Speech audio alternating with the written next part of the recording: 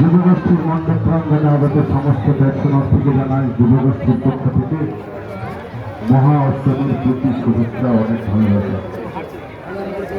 মাঠে প্রবেশ করে মণ্ডপের ডান দিকে আমাদের একটি ব্যারিকেড করে আছে, ব্যারিকেডের মধ্যে প্রবেশ করুন, সাধুভক্তভাবে মণ্ডপের মধ্যে প্রবেশ করুন। প্রথমা দর্শনের পর দুই দিকে দুটি বাহির পথ রয়েছে, নির্দিষ্ট বাহির পথে বাহির হন। মণ্ডপ স্পর্শ করবেন না।